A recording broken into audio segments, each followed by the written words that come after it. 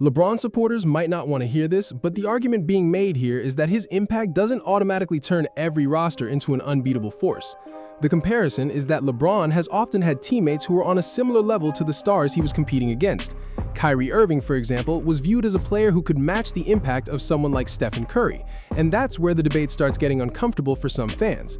The claim isn't that LeBron doesn't make teams better, but that he doesn't always create an overwhelming advantage the way some other superstar additions have. The argument being made is that Kevin Durant joining the 73-win Golden State Warriors immediately created what many considered a super team because of how dominant that roster already was. According to this perspective, adding Durant to an elite team instantly changed the championship equation, while adding LeBron has usually required more time and roster changes before reaching that same level of dominance. That's why some people argue that if another player gives a team a better immediate chance to win, that player becomes the preferred choice in that situation. Looking back, the debate has been repeated many times, with critics pointing to Durant's ability to elevate already great teams into something nearly unstoppable. The argument continues that LeBron has always looked for situations where the roster can be built around him, rather than taking on the challenge of joining a struggling organization and turning it around from the ground up.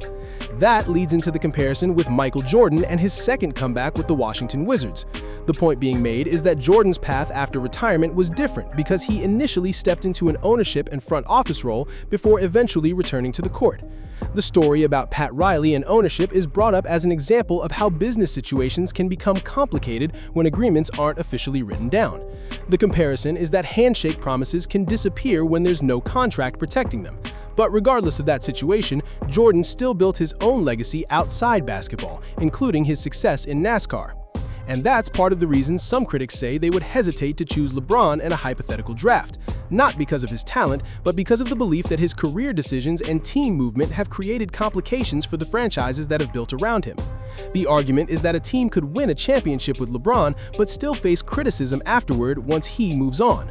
That's why Dan Gilbert and the Cavaliers are brought up as an example of the backlash franchises can receive after a superstar leaves. People say LeBron's teams are so much better than Jordan's when the numbers don't.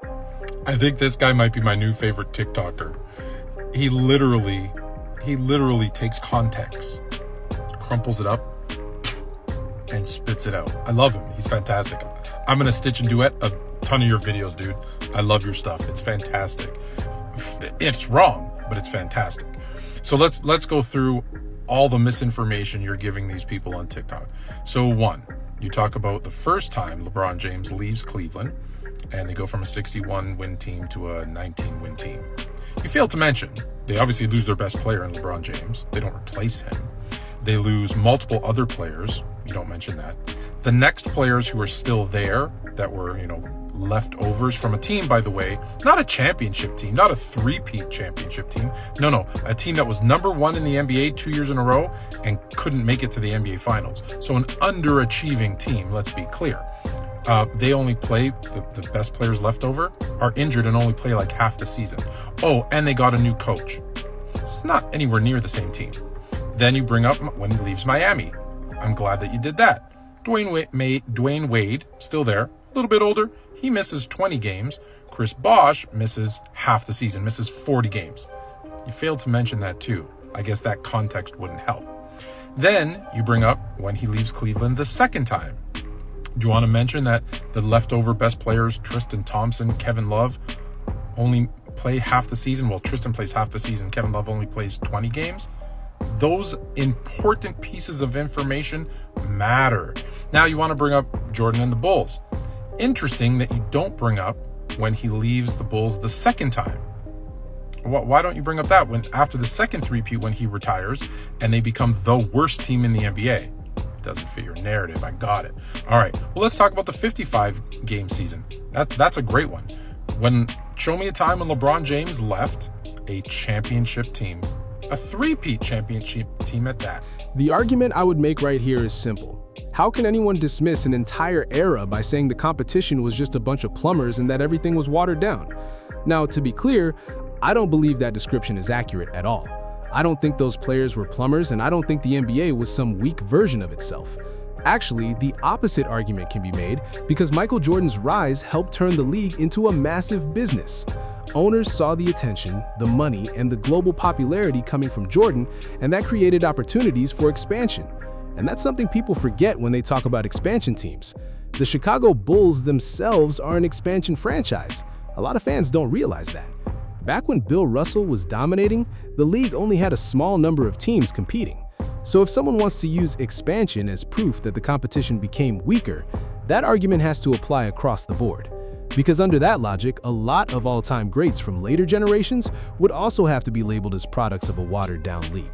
David Robinson wouldn't have been able to win. Shaquille O'Neal wouldn't have been able to win, even though he won with the Orlando Magic before becoming a champion with the Lakers.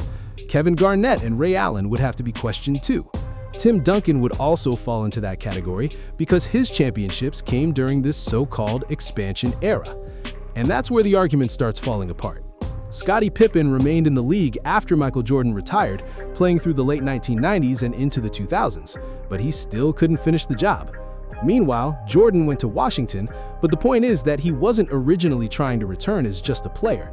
He was involved with the organization and had front office ambitions before eventually coming back to the court. But moving past that, another part of the discussion is the impact of coaching. Phil Jackson gets a lot of credit when people talk about Michael Jordan and Kobe Bryant, but that same level of discussion doesn't always happen when Shaquille O'Neal's career comes up. The only time Shaq won Finals MVP was when Phil Jackson was coaching him. That's an interesting part of the conversation. And the same thing can be said about other legendary cores. Tim Duncan, Manu Ginobili, and Tony Parker won their championships together with Greg Popovich. They didn't leave and win somewhere else. Magic Johnson built his championship legacy with Kareem Abdul-Jabbar and the Lakers. Yet those players often don't receive the same criticism for needing the right environment. That's why the argument being made is that the standards are applied differently depending on the player. The claim is that many of these talking points are mainly brought up when discussing Michael Jordan and Kobe Bryant, because they're viewed as the biggest threats in the all-time debate. If those same criticisms were truly about evaluating greatness, the argument is that they would be used against every superstar, not just the players who are constantly compared with LeBron James. The argument being made here is that the LeBron excuse narrative has always been about explaining why certain things didn't happen, why the first two finals appearances ended in losses, why the championships didn't pile up the way some expected, why the Cavaliers, Heat, or other teams around him never became the kind of long-term dynasty that the Warriors eventually built. The criticism is that instead of focusing on the losses, people constantly bring up explanations for why those losses happened. The argument is that winning is supposed to come with being considered one of the greatest competitors ever. If you're claiming to be a better winner than Michael Jordan or Kobe Bryant because of your statistics, then the response is that winning can't just be measured through numbers. The comparison being made is that championships count as team achievements, so the same standard should apply to everyone. People often separate Shaq and Kobe's championships by saying Shaq had Finals MVPs, but critics question why that same separation isn't used when discussing LeBron's championships. They also point out that Michael Jordan won Finals MVPs during his championships, yet his rings are still counted as team accomplishments. The argument is that the same rules should apply across the board, instead of changing depending on the player being discussed. The criticism is that finals appearances are sometimes presented as if they automatically excuse losing. The idea is that simply reaching the biggest stage is not the same as finishing the job. Making the finals matters, but the ultimate goal is winning the championship. That brings the discussion back to Scottie Pippen and the idea that he carried Jordan. The counter-argument is that Pippen received significant advantages after Jordan retired. He already had playoff experience, finals experience, and a Hall of Fame level coach in Phil Jackson. But when Jordan first arrived, none of those pieces existed yet. Phil Jackson was not considered a legendary coach at that point. Scottie Pippen wasn't a proven star either. In fact, Pippen wasn't even the Rookie of the Year in his class, losing that award to Mark Jackson. The comparison is made to players like Kawhi Leonard and Klay Thompson, who also weren't immediately viewed as the best players from their draft class. Kyrie Irving stood out in that group and won Rookie of the Year. So the argument questions why Pippen's post-Jordan success is viewed as such a major accomplishment. If Pippen Pippen truly carried Jordan, then the expectation would have been that he could dominate once Jordan stepped away. With Phil Jackson still there and the pressure reduced, the argument is that Pippen should have been able to lead that team deep into the playoffs and win another championship. Instead, the team won 55 games, which critics argue is not enough considering the expectations placed on that roster.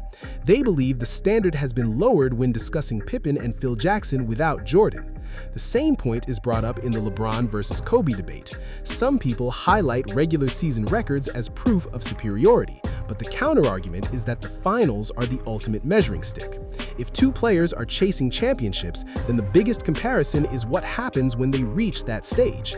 The argument is that Kobe was consistently making deep playoff runs and reaching the finals, while LeBron wasn't always there to face him. The claim is that it means something when one player is already waiting on the biggest stage, and the other player never gets the opportunity to compete there. Oh, he didn't do that? Oh, okay. So Jordan leaves the Bulls. That's a championship team. Everybody stays. Everybody's healthy. They add Steve Kerr and they add Tony Kukoc to that roster. And then halfway through Luke Longley as well, but that's halfway through the season. He's not a big game changer. B.J. Armstrong is voted an all-star.